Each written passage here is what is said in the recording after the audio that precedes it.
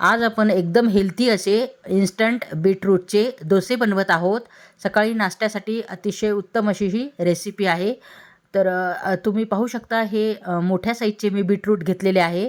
पण आपल्याला एवढे बीटरूट लागणार नाही आहे, तर त्यातील मी थोडासा तुकडा कट करून घेत आहे. पाहू शकता. तर हा तुकडा मी कट करून घेतलेला आहे आणि वरची साल आपण त्यावरची काढून घेणार आहोत.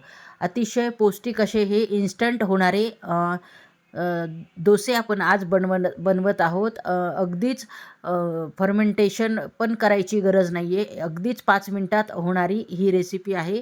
इन्स्टंट तुम्ही सकाळच्या वेळेला तुम्ही अशा प्रकारचे बीटरूटचे डोसे बनवू शकता. तर त्यासाठी मी हे पाहू शकता, हे बीटरूटवरचे साल काढून घेतलेले आहे आणि ते छोट्या खिसणीने आपल्याला छानपैकी खिसून घ्यायचे आहे. तर पाहू शकता ही एकदम बारीक साईजची खिसणी घेतलेली आहे. अशाच खिसणीने आपल्याला हे बीटरूट छानपैकी खिसून घ्यायचे आहे.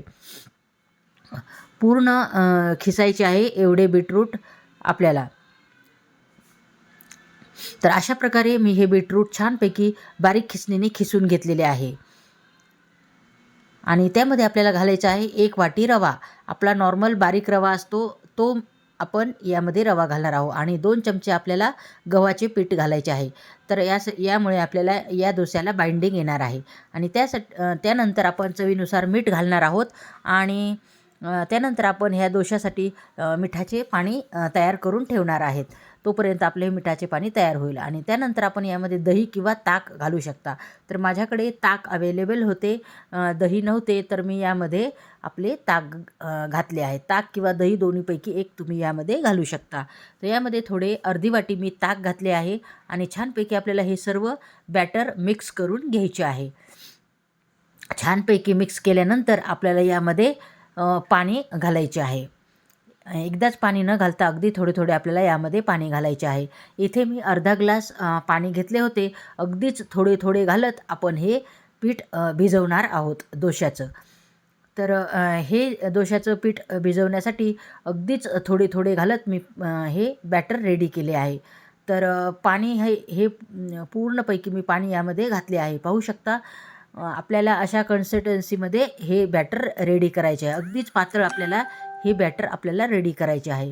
तर पाहू शकता अर्धा ग्लास मी येथे पूर्ण अर्धा ग्लास येथे पाणी घातले आहे एवढे बॅटर रेडी करण्यासाठी.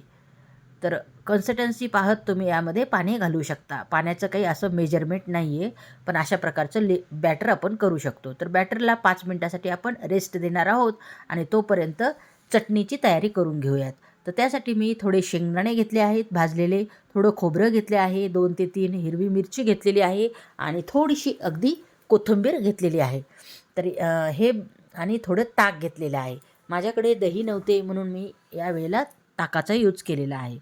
तर हे आपले पूर्ण मसाले आपण चटणी करून घेणार आहोत डोश्याची.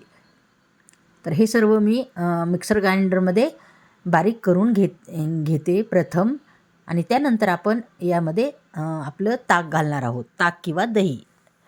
तर पाहू शकता अशा प्रकारे ग्राइंडरमध्ये एकदम बारीक स्मूथ आपल्याला पेस्ट करून घ्यायची आहे. तर आपली ही पेस्ट रेडी झाली आहे. आता यामध्ये छान प्रथम बारीक व्हावं म्हणून मी प्रथम हे सर्व ड्राय इन्ग्रेडियंट्स बारीक करून घेतले आणि त्यामध्ये मी आपलं हे ताक घातलं आहे. ताक हे जास्त आंबट नाही आहे, मध्यमचं आंबट हे ताक आहे. आणि त्यानंतर हे मी छानपैकी स्मूथ पेस्ट करून घेतलेली आहे. तर आपली ही डोश्यासोबत सर्व करण्याची चटणी रेडी झाली आहे. तर ही चटणी मी एका बाउलमध्ये काढून घेत आहे आणि या चटणीला छानपैकी आपण तडका देणार आहोत. तडका पॅनमध्ये मी तेल घातले आहे आणि छान तापले की त्या जिरे मोहरीचा एकदम कडक असा तडका करून घेतलेला आहे आणि आपला तडका रेडी झाला आहे आणि आपल्या या चटणीवर मी तडका दिला आहे. मस्तपैकी आपली डोशासोबतची चटणी रेडी झाली आहे. त्यामध्ये आपल्याला चवीनुसार मीठ घालायचे राहिले होते, तर शेवटीला मी मीठ घातले आणि मस्तपैकी मीठ आणि साखर घातली आणि त्यानंतर मी हे छानपैकी मिक्स करून घेतले. तर आपली ही डोशासोबतची चटणी रेडी झाली आहे.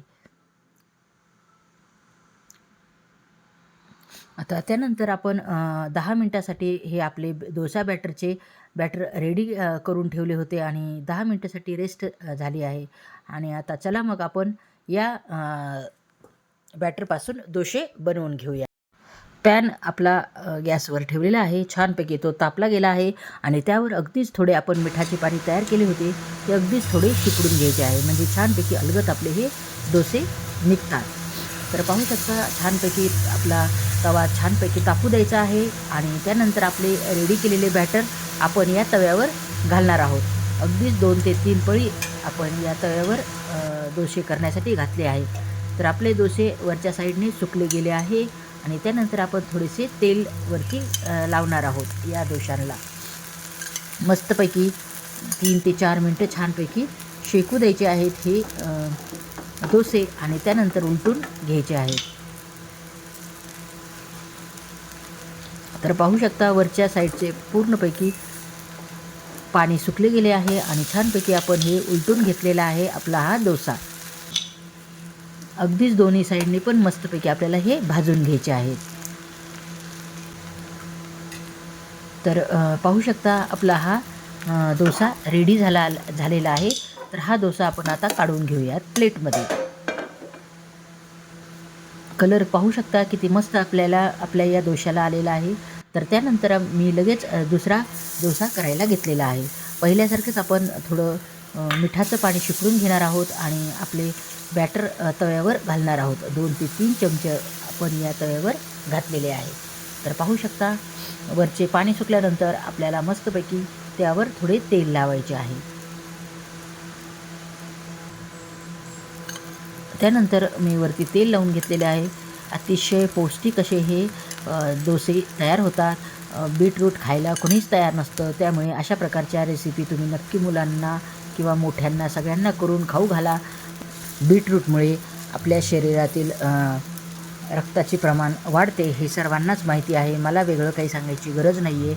त्यामुळे अशा प्रकारचे वेगवेगळ्या बीटरूटच्या रेसिपी तुम्ही करून मुलांना नक्की खाऊ घालत जा. त्यानिमित्ताने तरी मुले आवडीने खातील. तर पाहू शकता हा दुसरा पण डोसा आपला रेडी झालेला आहे. तर पाहू शकता आपल्या एवढ्या बॅटरपासून 3 ते 4 डोसे मी रेडी केलेले आहेत. तर आपले पाहू शकता किती पातळ आणि जाळीदार आपले असे हे डोसे रेडी झाले आहे. अतिशय चविष्ट अशी ही रेसिपी आहे.